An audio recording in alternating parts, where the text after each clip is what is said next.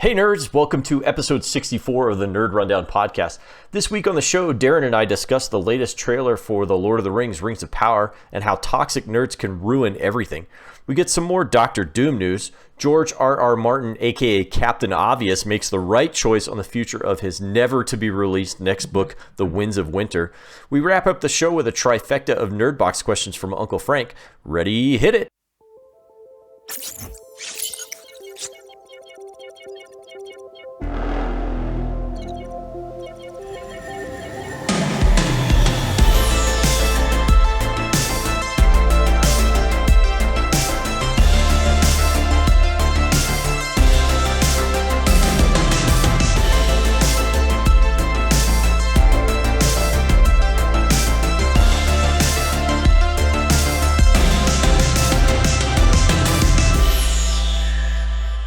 Hey nerds, welcome to another episode of the Nerd Rundown podcast, where we cover the latest in the nerd world of movies, TV, and more. I'm your host today, Darren Stemple, and with me today is my main man, my co-pilot, Eric Harrell. Hello, everybody. Is that Gru? It's my Gru. I took the kids to see Rise of Gru this weekend, so yeah. In Gru mode. Gru mode. I got to tell you, Minions are funny. Like, I love Minions, and Minions are cute, but Gru is, I think, what makes all of it work. Is really, like, that Minions movie was okay, but this latest one, Minions: The Rise of Gru, much better than the first Minions movie. Gru just brings it all together. Yeah, it's the chemistry aspect of it all. Well, it's also maybe a human character to relate to a little bit. Yeah. Well, you can find us on our social media like Twitter, TikTok, Instagram, and YouTube, all at the Nerd Rundown. And while you're there, please hit the like and subscribe buttons. Leave a comment. Love interacting with y'all. You can also listen to us on all the major podcast services. Yeah, I was thinking. I think we had a comment like earlier on one of the YouTube episodes from somebody who listens to the podcast on the audio only stuff. And I know it's an extra step, but like if you just listen to the podcast on just the audio only, you can always pop into the YouTube channel and ask questions on that. If you want to interact with us, you want to ask questions, send feedback to us if you don't use Twitter, or whatever. And you have like a nerdy question, and we always have the anonymous question too. So if you don't want to throw your name out there, but you still want to ask a question, we can always protect your identity and use a highly sophisticated alias like we do for Banana. So that way nobody knows who she is. Nobody knows who she is. Her real name is completely different from Banana. So very, very different. Pronunciation is not even close. No, it doesn't even rhyme. Nope. Not at all. Captain Dunsel. Now, I lost my audio for a quick 10 seconds. So I don't know if you mentioned the name. Did you? I did not. But Captain Dunsel is the person who commented. So thank you, Captain Dunsel. I really love hearing all of your guys' comments, and apparently Captain Dunsel is a big Buckaroo Banzai fan. So yeah, I feel bad. I won last week. I feel bad. Like, I feel bad that I've never seen that movie. I really do. I remember seeing it in the video store. Yeah, I remember seeing it in the video store when I was a kid, and I don't know. It just, I think the title is what turned me off. Like, I was like, man, that title is just really bad. So, yeah. but I could totally see that being feels very campy. Yeah, I could totally see that being one of those, the more you watch, the better it gets type content. So, I'll have to put cast. I have to put, yeah, for sure. Well, I love Peter Weller. Like, I think he's just great. So, but yeah, the rest of the cast sounded amazing too. So, I need to add it to the list of the growing list of things that I need to watch that have never watched. So, yeah. Oh gosh, infinity and beyond on that list for sure. Speaking of things we need to watch, first on the rundown, the first official trailer for The Lord of the Rings, The Rings of Power, was released this past week ahead of Comic-Con. thought we were gonna have to wait till Comic-Con to get that. Alas, we got it this past week, and I've heard a lot of rumblings about the show being, the fan, I'm using air quotes here, audio. Right. The true fans of Lord of the Rings, which I don't know how that is defined, but the people who are deep into the lore of Lord of the Rings, and it's a pretty deep lore, I do know that, aren't going to be happy with this. Yeah. Oh, well, this looks awesome. Yeah. What do you think? Go ahead. Well, okay. Yes, we'll see. So it does look awesome. I don't know.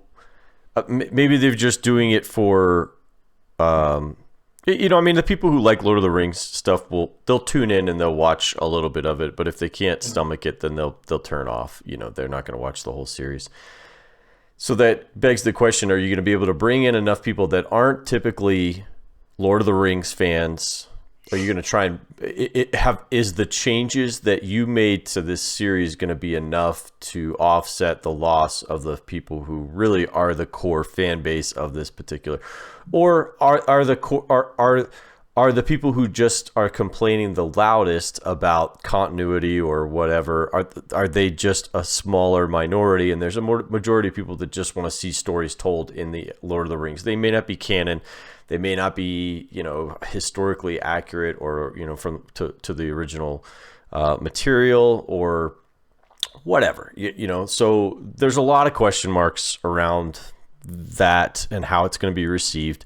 I find it peculiar that they launched it before Comic-Con. I think that's to try and get ahead of and get people buzzing about their stuff so that when they're going into Comic-Con, they're like, hey, yeah, Lord of the Rings, but we've already seen the trailer, so they kind of spent Doesn't get lost in the shuffle. Yeah, so it doesn't get lost in the shuffle. So, because they've spent a truckload of money on this. Well, $1 billion, multiple truckloads. Yeah, $1 billion.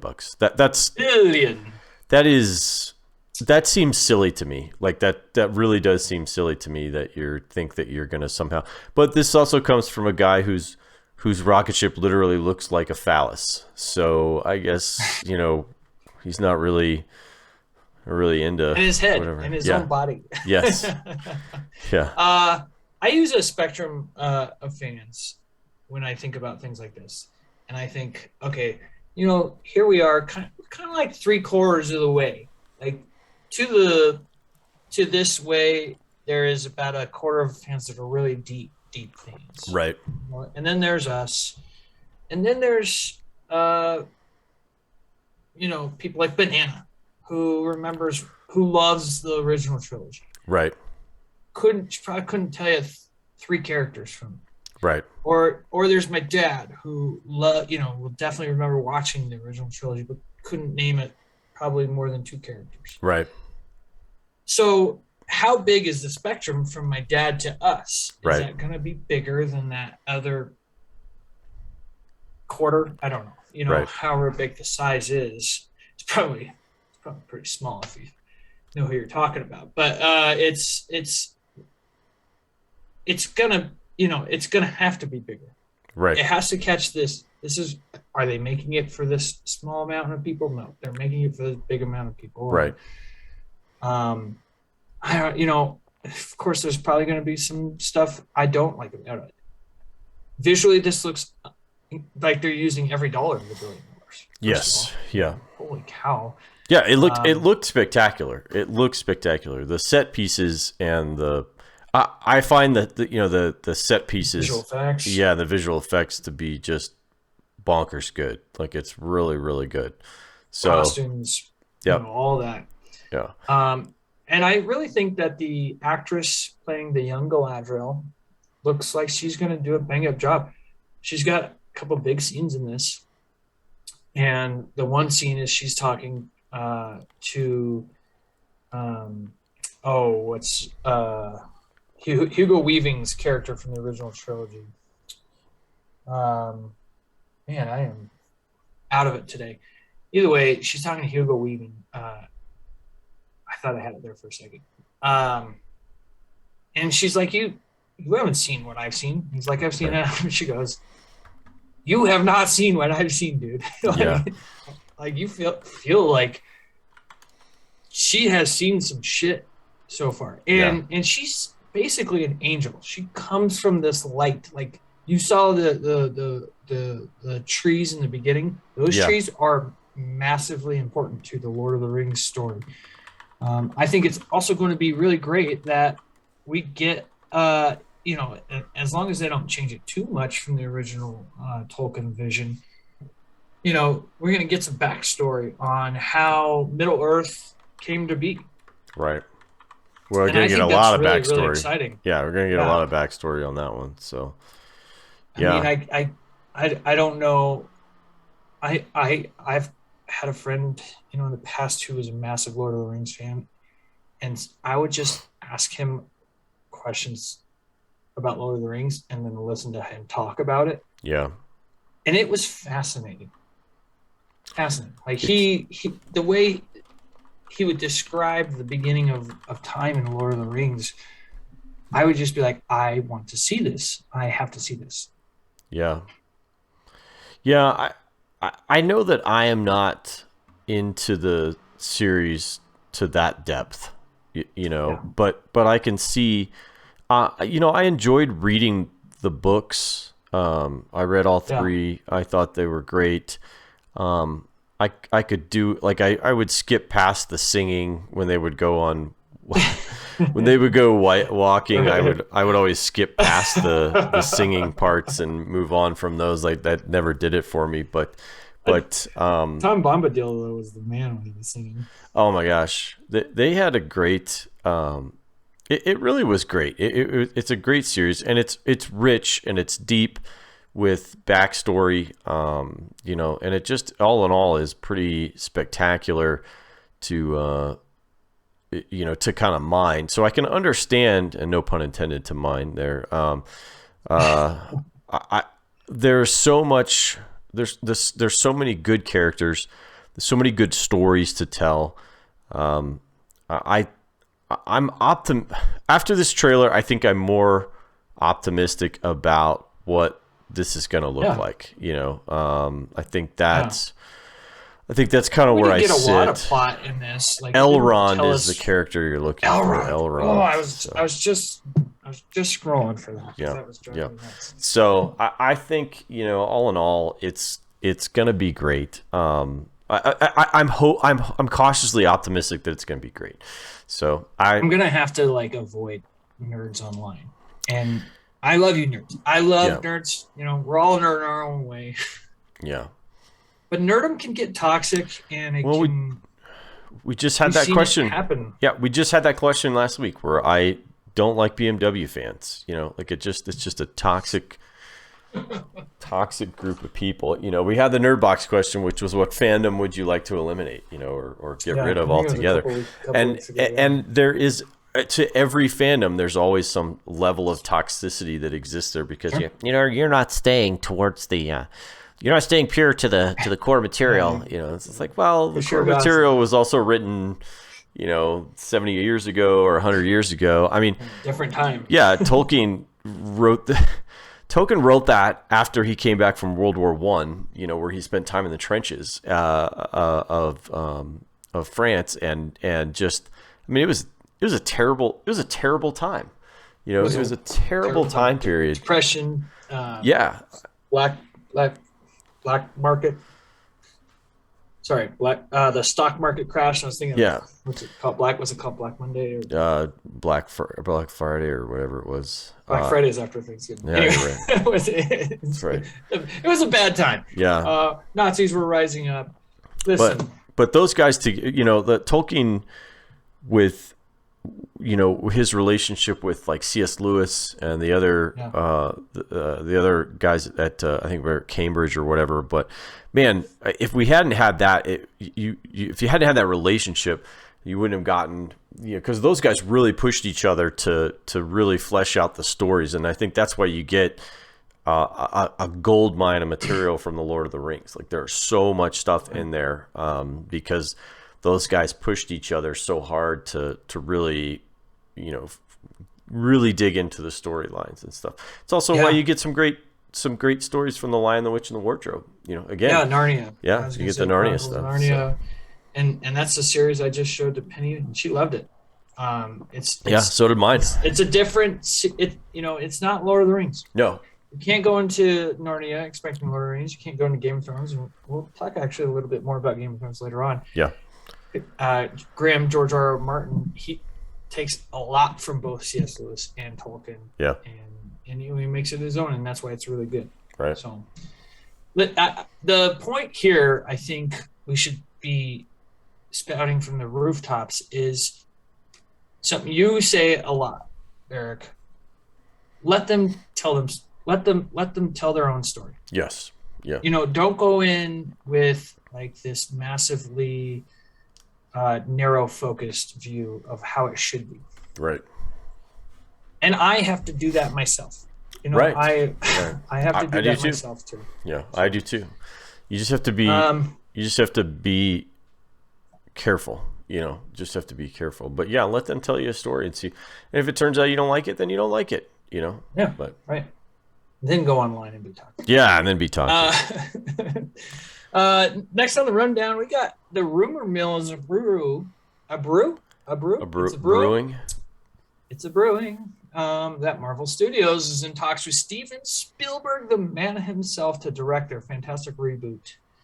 We also got concept art that was unofficially released of the man himself, Dr. Doom. So yeah, some big Fantastic Four stuff here. Yeah, I'll put that in the video when we do it. I'll have a the look of Dr. Doom, which counts as very comic accurate. Cannot wait to see that. Yeah. Now, couple of things here. One, the Dr. Doom thing is actually from Black Panther: Wakanda Forever. So, is he going to make his debut in that? Maybe we'll find that out here coming up at Comic-Con. Right. And as you do when you see stuff like this rumor mill about maybe the greatest director of all time, Steven Spielberg, joining the MCU to direct a Fantastic Four reboot, which I can't believe I just said that out loud. It's come out that is a very, very, very thin rumor, not a lot to back it up. But we also heard that about other rumors in the MCU like this. For example, very early on, it was rumored that Sam Raimi was coming back to direct Doctor Strange after Scott Derrickson left, and everybody was like, "Yeah, it's a very thin rumor." Well, and it turned out to be true. Yeah, he didn't fit the he didn't fit the mold. Of course, he made Doctor Strange made Doctor Strange a round hole so that you could put the round peg in there. you work a zombie movie. You work a zombie into an MCU movie. How you got to do it? If you're Sam Raimi, you're like, you know what? I'm working a zombie into this. I'm gonna make out those edges. I am gonna make it so that the entire movie requires that a zombie actually be there. So that's how clever of a creator I am. So yeah, very smart. Yeah. What do you think Steven Spielberg would bring to the MCU, Eric? I don't. Well, the so far the Fantastic Four stuff has been. I'll be generous and say it's been underwhelming. You're speaking of the movies. I am speaking of the movies. Yes, that are not MCU related. Correct. They have been. So that is very generous. Yes. So this more than are terrible. Yeah. This more than any other comic book group, I guess. I don't really know what the word is for it, but property. Comic book. Yeah, I guess, but like you have like the Avengers, they're kind of the DC property. Yeah, the properties, I guess. So they are in more need of life support and rehabilitation than any of the other ones, because no matter how bad the DC stuff has been, everybody still loves the Justice League. Like it's even if Justice League was itself not that great, it was nowhere near as bad as any of the Fantastic Four stuff has been. So that's just been really, really awful. So this definitely needs somebody with a practiced hand at making good sci-fi stuff or good, fantasy stuff. I don't know that Spielberg necessarily fits the comic book mold, but again, Sam Raimi, like maybe that's what he needs, or maybe that's what they need, is somebody to come in who has a different style of doing stuff, and kind of go from there. But I don't know. I don't know how I feel about this. I don't know. I don't know. I just don't know how I feel about this one. I don't think it makes me feel any better or feel any worse.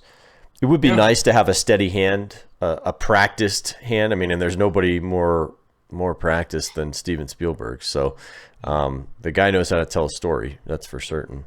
Yeah, that's for certain. And but it's, can he work inside the confines of the MCU? The bigger box that they give you. Right. That's because they need you to lead the story in a particular direction, and that's what Kevin Feige requires of the folks out there. It's like, hey, here's the box. This is what I need you to stay in, because I gotta work in 10 other pictures after this that all kind of dovetail off of the story we're telling here. So yeah, we'll see. Yeah, it's interesting. I mean, he's the man for a reason. We should do I can't believe we haven't done a director episode around Steven Spielberg, because his rundown of movies is incredible, and we all owe so much to him. For sure. Even if he's not perfect. He's made some duds. So yeah, the Indiana Jones movie that shall not be named. Yeah, exactly. Also currently filming Indiana Jones, which he's a producer on. Right. Next on the rundown, we have a Scream 6 logo revealed this past week, and it's got a nod to Scream 2.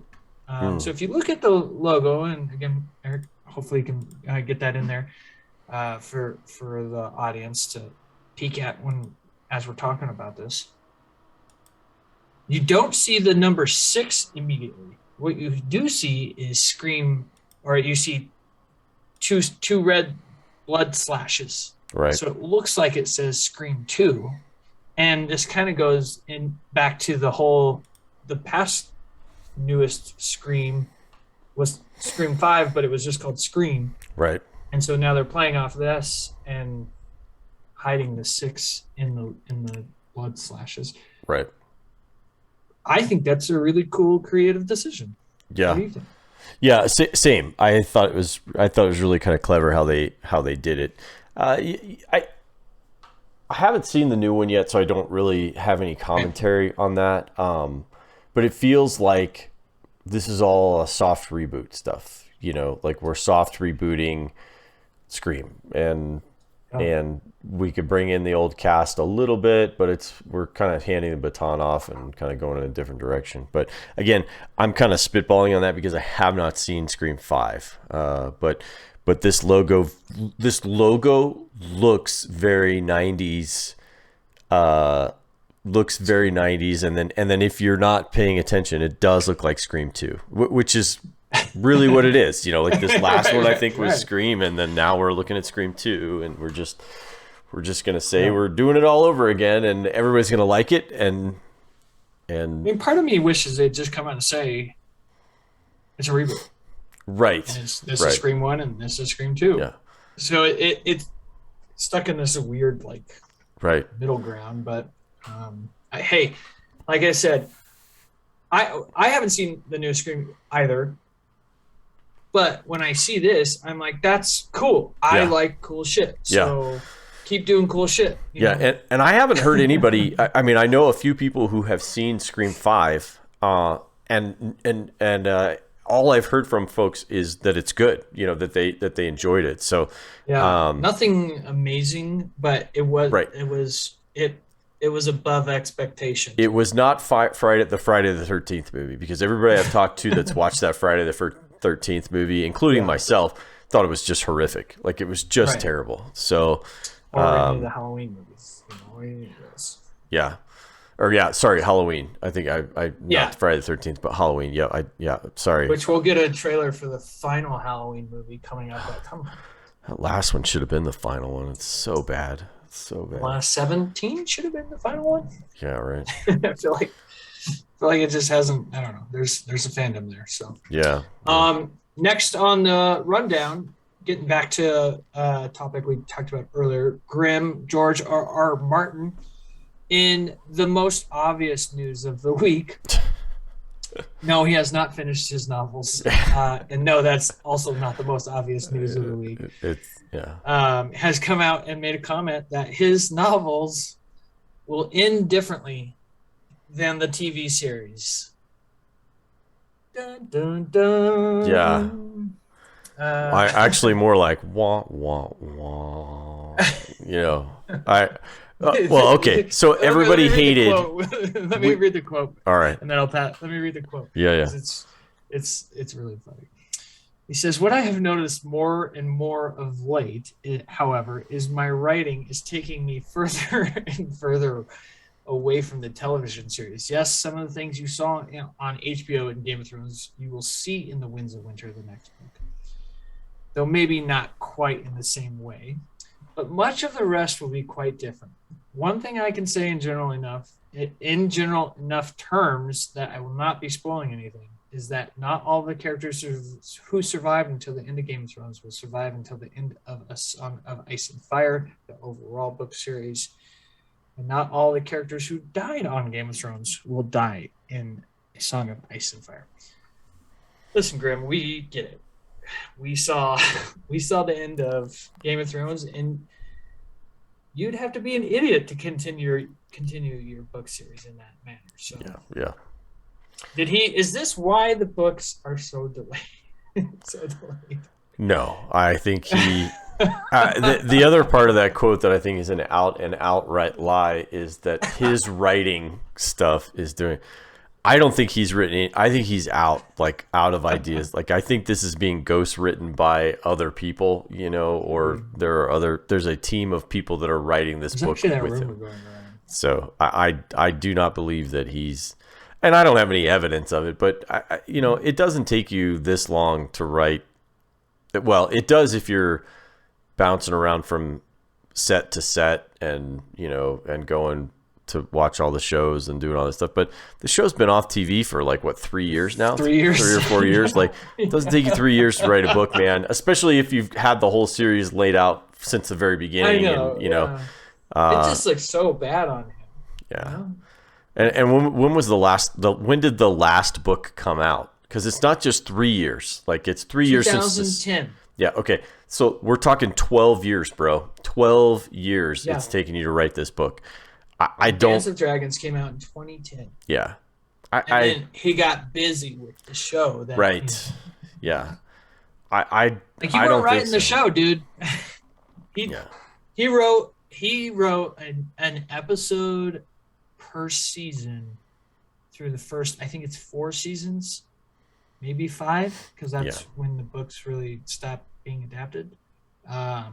But one episode per season isn't going to halt your writing momentum. Yeah, I don't. Like I said, fans are just worried he's going to die, and then I think he has a son that knows the ending or whatever. But at this point, it's just you've killed hype, unless he's being smart about this and is trying to distance his books in both what happens and gaining some distance between what just in terms of well, if that's done, it's accidental. It's not on purpose. It's not on purpose that he's done that. This is my plan the whole time. What are you talking about? I'm sure the ending is going to be a lot more satisfying in his book. I would imagine that for true fans that have read the books and watched the series and done all that stuff, not that people who just watch the series aren't true fans, but But if you've read the books because God bless you if you've read every single one of those books, because they are rough. I mean, it's rough to get through those. He writes in a style that's just really, really challenging. Like there's overly detailed stuff in there that is unnecessary. Jumps from point of view character to point of view character, so it like ruins your momentum when you finally get going on something. Yeah. The fourth book is god awful to read. It's a momentum killer.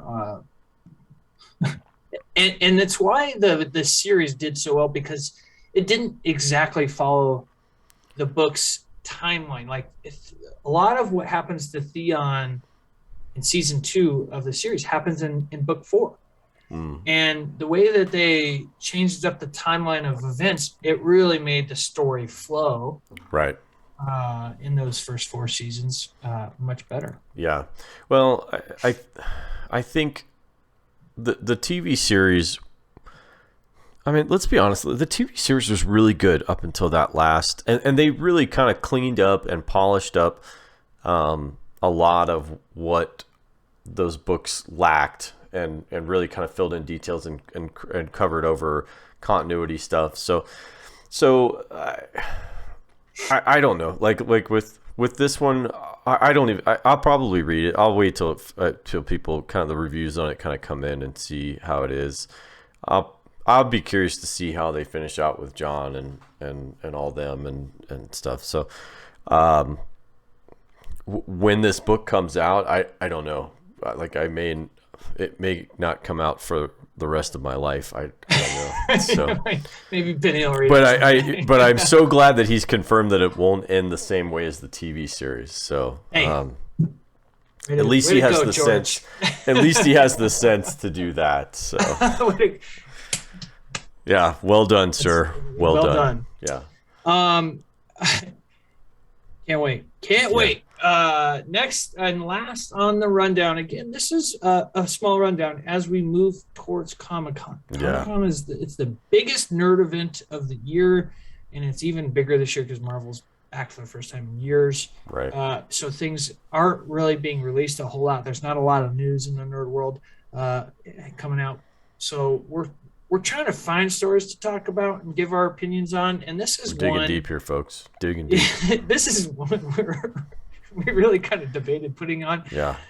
But honestly, it's actually kind of fun. So the Mandalorian TV show and creators have been accused of stealing the Baby Yoda design by Gremlins director Joe Dante.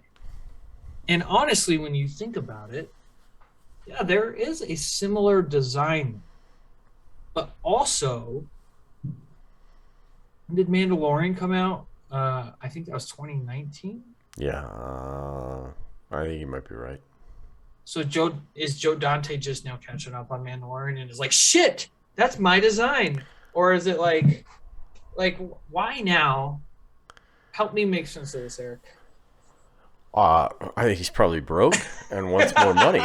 You know, this is the whole Top Gun Maverick shakedown stuff where it's like, hey, do you really want to drag this through the courts, or do you just want to settle and give me a couple $1 million? You know, that type of thing. So I can keep what playing. What are you talking about with Top Gun Maverick? Oh, you didn't hear about the lawsuit with Top Gun Maverick? No. Oh, so the lady, okay, so the original Top Gun movie was I think was a story in California magazine called Top Guns, I think, or something like that. And the original author, the Paramount bought the rights to the story from him, and then they went ahead and did it. Well, those rights revert back to the original author after like 30 years or something like that. Well, the 30 years was up in 2022 or something like that.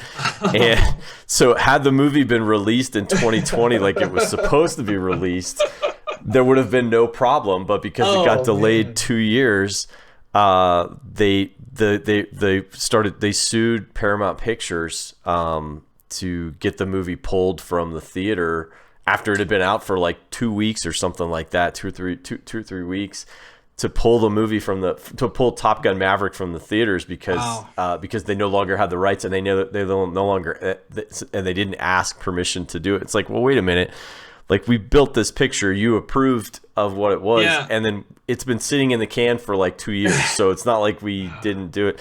So like, I think basically it was just a shakedown. The family of the former of the author, who's since passed away, was just looking for some cash, looking for a cash grab, and they probably got one. Paramount probably wrote him a nice check and said, have a great rest of your life. But I think same thing with this one. Okay, so the stealing the baby Yoda design, that sounds silly to me. Like, I guess we're talking about the Mogwai is what he's thinking, only this one's not furry, I guess, or whatever. But that's ridiculous because baby Yoda is clearly just a de-aged Yoda, and Yoda predated Gremlins. The Gremlins stuff. So good luck proving this, bro. Good luck proving this. I mean, maybe you find a good jury that's like, yeah, we want to take money from Disney and give it to you. That's fine, but I don't know. Like, it seems silly to me. Like, I can see like maybe some of the ear movements or the noise, maybe the noises, because it's not like Baby Yoda has spoken. And if you think about some of the Gremlins noises, like what's the main Gremlins from Gremlins 2? What's his name? Gizmo. Gizmo. He makes they make similar noises. They're like, but I guess that's about it, Right. And obviously Yoda came out in 1980 and Empire Strikes Back, and Gremlins 1 is 1984. So Joe Dante, who, that name sounds so familiar, even more so than Gremlins. I think he's done some more stuff. Thank you, Joe Dante, for giving us Gremlins. Yeah. It's one of the reasons why I have like a fear of bubbles on my back, or on anybody. Like, I don't like bumps because I've watched Gremlins just grow out of other Gremlins. Oh my gosh, that's hilarious. I think I've told this story. Yeah. I went and saw Gremlins down in Dallas one time. I was working down in Dallas, and they had a movie night. If you've never been to like one of those movie nights at the Alamo Draft House, who is not a sponsor of the show, but the Alamo Draft House, if you have one near you or a similar theater that's like that, they occasionally will do these. They used to do it with like. I remember the Rocky Horror Picture Show used to do stuff like this, where it's like an interactive movie night where they have at different parts of the movie you do different stuff, so the Alamo did it where they had like paper plates, so the scene where they're all tearing up the kitchen and stuff like that, you're supposed to throw your paper plate, and it was fun, and all that. So it's always a good time. But I went and watched Gremlins that way, and it was great. It was a lot of fun. Yeah. Well, good luck on that, Joe. Maybe you do get some of that Disney money. Yeah, the sweet Disney cash. That's for sure. It spends a lot better than the non-Disney cash, I can tell you that much. So. Yes, exactly. All right, let's move to the NRDbox. We got Uncle Frank coming back on the show. Yeah. Eric, you have the question. I will let you read it. Yeah, and I'm going to need you to answer it because a lot of this I don't know. So, so Uncle Frank drops in with how it's a 3-part question. So I'm going to go with the first one here, and then I'll let you answer, and then we'll skip down the second one and go from there. Easy. All right. So, first question is, how is Wanda able to destroy the monument, which I think is the Darkhold? Yeah, in every universe question. So that's the first question. Sorry, that's redundant. There was a department of redundancy. Redundant department of redundancy. In this office, we do not accept redundancy. Okay, so very simple answer for us nerds. I understand why some more casual fans are confused by this. So Wanda is a Nexus being, meaning she is the exact same in all universes. And the Darkhold is the book of dark magic created by a character who has not appeared yet. His name is Chthon. He created the Darkhold as a Nexus dark magic book, so it's also the exact same in every universe. And so if Wanda and Nexus being can destroy one book in one universe, it's easy for that book to be destroyed in all universes because they're tied together. It's just the most nerd thing I may have ever said. All right. I don't even know if that makes sense, but that's the answer. Nexus being and a Nexus book. Nexus. It's all just Nexus. Simplified. Nexus book. Yeah. Nexus being. Let me get out my whiteboard. I'll show you right here. This is where the. Yeah, there we go. All right. So next question is, how, and this is going to be somewhat spoilerish for those of us who have not seen the new Thor: Love and Thunder. So massive spoilers ahead. Yeah. So if you need to mute yourself, it doesn't ruin the movie of Thor. It will ruin a post-credit scene. So yeah, all right. If there's a difference for you, I would say there's a difference for me. I don't mind having post-credit scenes necessarily ruined for me, but I don't want the movie. Yeah, I don't think it adjusts. I don't think it ruins the whole plot, right? It's not gonna. It's not gonna give away the whole plot. Okay. Nope. All right. So there is. How does the introduction of Greek gods in the Marvel universe impact the overarching storyline? Great question, Uncle Frank. So as you know, Russell Crowe plays Zeus in Thor: Love and Thunder, and he's one of the highlights. He is very funny. He has this incredible Greek accent, like accurate Greek accent. And the inclusion, so what this movie does is it's a big play on should we be looking to gods, like how are gods helping us? And it's actually, there's a lot deeper meaning to that. And the inclusion of Greek gods is just another pantheon of gods introduced. So in a way, it doesn't change at all. And now spoilers ahead. So if you want to skip ahead about 20 seconds, because I'm going to talk about a post-credit scene. 3, 2, 1. The post-credit scene introduces Hercules, Zeus' son. And he's played by the guy from Ted Lasso, the really gruff guy from Ted Lasso. And it's amazing. Okay. And he's perfectly casted, I think. He might be a little bit small for Hercules fans, but he's got the actual like essence of the character. Roy Kent. Anyway. Does he drop an F-bomb? He does not in this, but that's disappointing. He's going to be a good Hercules. And Hercules is a really great character in the comics. He's on par with Thor in his power level. He's a more sarcastic Thor, he's more sarcastic than Thor in the movies. In the comics. In fact, what Thor became in Ragnarok is kind of what Hercules is in the comics. And they fight each other a lot. They team up a lot. So it's going to be a really cool dynamic between those two moving forward. And as we've seen in Moon Knight, we've seen in Eternals, we've seen now in Thor: Love and Thunder, and even in Multiverse of Madness Gods, there's like different gods for everything. And it just depends on who you're praying to, at who is like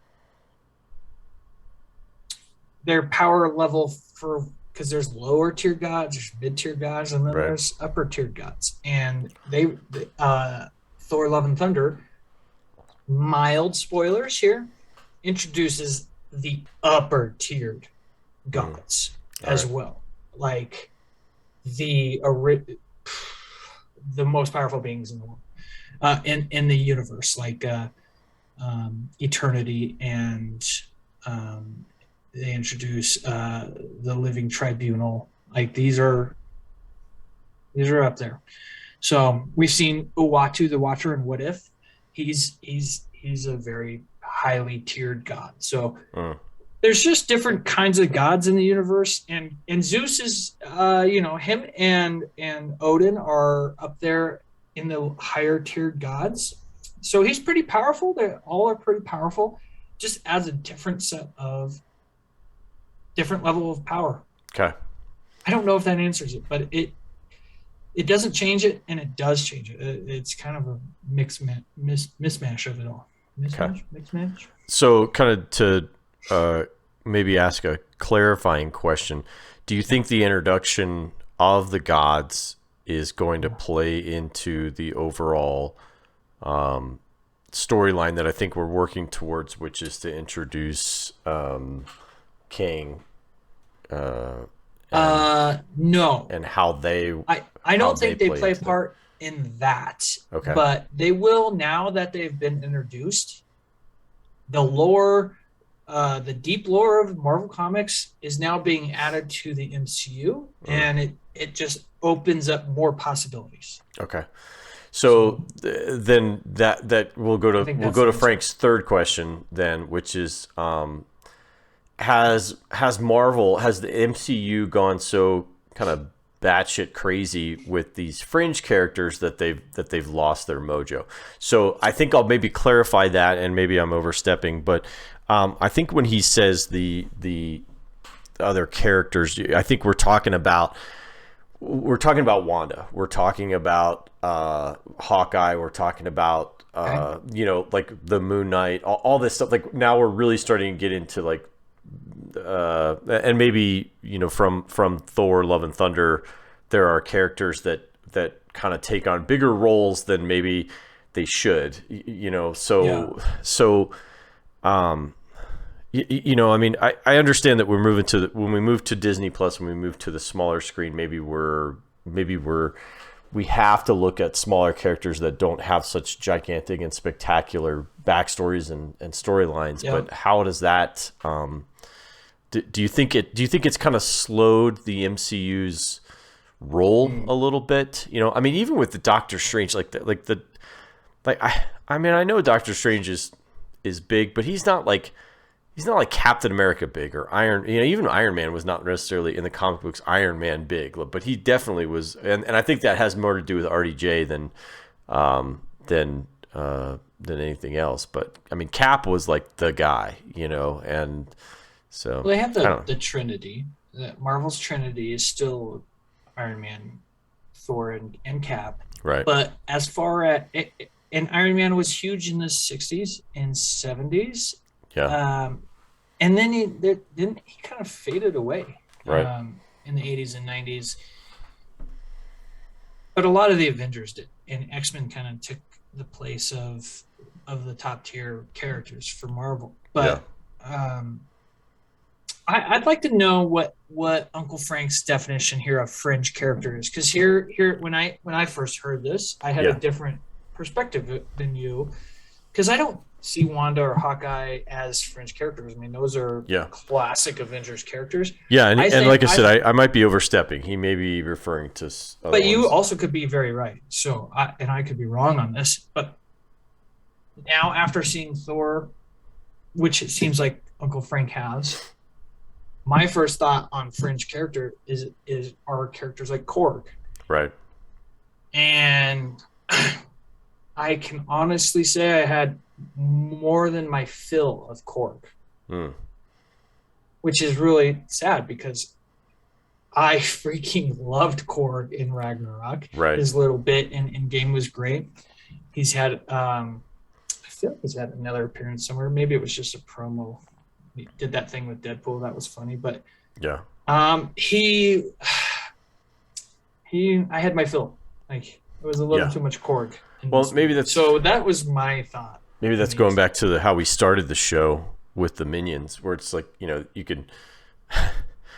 The Minions are great in small doses, and you enjoy them, and it's a good bookend here. but I don't want a whole movie around, totally. I don't necessarily want a whole movie around the Minions. Like they're a good comic relief from here and there, and but nobody's right. I don't know. No, So, it's very true, and it has nothing to do with the decision at the end with like what happens with Korg moving forward. It just wasn't. He just wasn't as funny.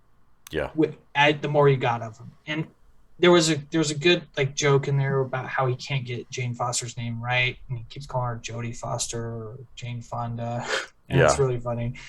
And it's that kind of funny stuff. I just always go back to when when he first met Thor, and he's like, yeah, I just didn't print enough pamphlets. Right. The only person who showed up was my mom and her Right. boyfriend. Yeah. It's just so funny. That's the kind of humor I love from Korg. Yeah. And it got to be a little too much for me, but Yeah, maybe yeah. other people loved it. Who knows? Yeah. But Uncle Frank, let us know. Go on YouTube, comment on the video what your definition of fringe character is. Is it characters like Wanda, or is it characters like Korg? Right. Because that can create a whole different discussion. And as we move, next week I think is going to be one of our biggest shows ever, because it's a giant Comic-Con weekend next weekend. Yep. And we're going to be covering all the news from Comic-Con next week, as much as we possibly can. We may have to do one giant show. Maybe we do a live show. Who knows? We're going to look into it. We're going to really try to make it big next week. Yeah. With Comic-Con. And there's going to be a lot of talk about Marvel characters, because I cannot wait to see what Marvel reveals next week. Yeah. Because now I'm a little worried. Like, for the first time ever for the MCU, I am a little worried, because I haven't loved anything from the MCU since Loki, and I take Spider-Man No Way Home a little bit out of that equation, since it's still a Sony property, even though that was in the MCU.